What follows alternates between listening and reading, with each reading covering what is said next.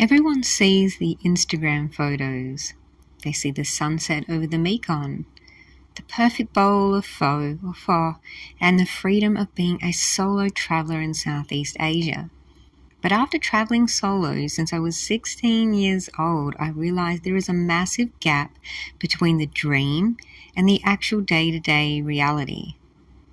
In January, I hit a turning point in my life, and I decided to go back to my roots as a traveler, go back to my undergrad of communications and journalism.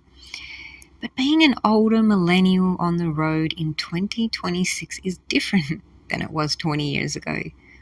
The world is louder, busier, and honestly harder to navigate. Today I want to talk about the solo tax. The parts of travel that nobody films. The parts that aren't aesthetic, but are exactly what teach you how to be resilient. Let's talk about the physical toll. People don't see me hauling 50, 70, 80 pounds of luggage up 4 flights of narrow concrete stairs in the Saigon humidity because the elevator's broken or just doesn't exist.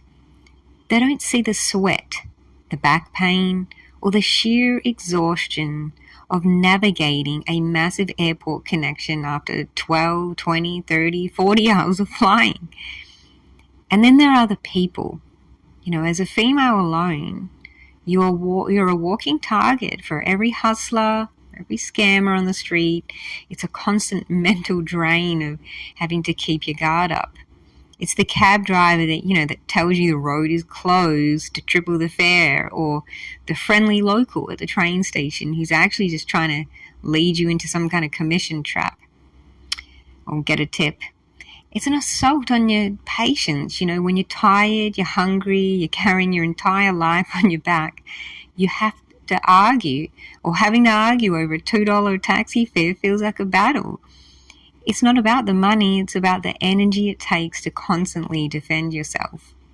You have to be your own bodyguard, your own navigator, and your own cheerleader, all while your clothes are stuck to your skin from the heat and you just want a good bowl of food and some air conditioning. Then there's the reality of being a digital nomad. I cringe at that word, but life or freedom to work on the road. Everyone wants to work from a cafe in Bali or Saigon until they realize that the Wi-Fi is down, the power is out, and you have a deadline in an hour. You're sitting there in 95-degree heat, trying to, tether and work with a weak phone signal, realizing that the office with a view is actually a nightmare of constant frustration. But the hardest part, it's when things go wrong physically. There is nothing more humbling and terrifying is getting sick in a foreign country or place when you're solo. When you have food poisoning or a fever in a foreign country, there's no one to go to the pharmacy for you. There's no one to bring you water or to tell you you're going to be okay. You have to drag yourself out of bed, figure out the local medicine, somehow navigate the language and handle it. You've got to handle it. And that's where the magic of travel, it usually disappears and the raw survival instinct kicks in. So if you're still listening to this, you're probably saying, well, why do I still keep doing it? Why have I been doing this for over 20 years? I started at 16 because of all the trash, the scams, the heavy bags, the sickness. It's the price that you pay for the most valuable thing on earth, which is, to me, is perspective.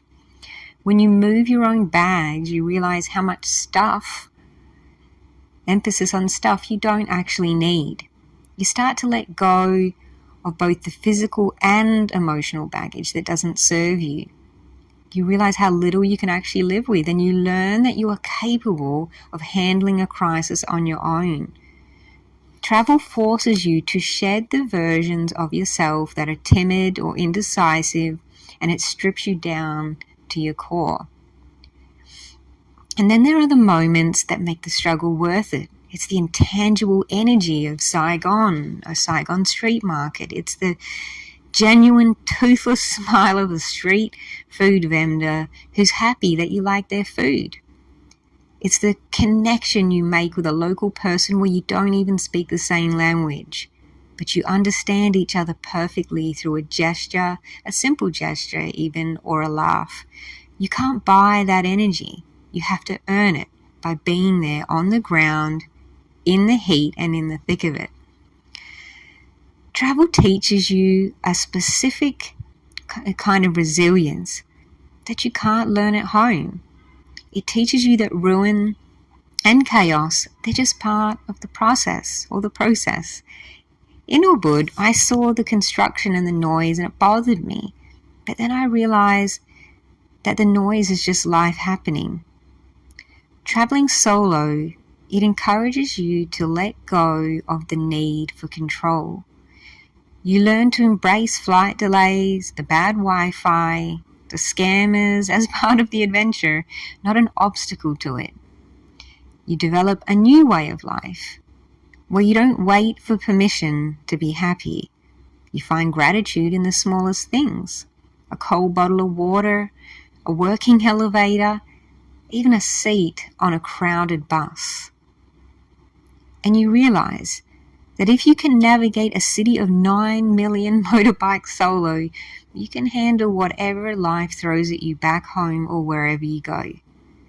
Because you become a person who doesn't panic when things go wrong, or you panic less. You become someone who knows that no matter how heavy the bags get, you have the strength to carry them. I'm not looking for a spiritual awakening. I'm just looking for the truth. And the truth is that travel is hard, it's messy, and it can often be annoying. But it's also the only thing that keeps me feeling alive and connected to the world. So for anyone thinking about going solo, I say do it. Not because it's easy and not because it's a movie. Do it because it will break you down and build you back up into someone who is going to be really resilient.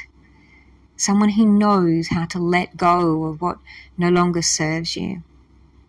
You don't have to do it for a lifetime. You don't have to travel solo for years, but I definitely recommend traveling at least once solo in your life. So I hope you've enjoyed my ramble from the road.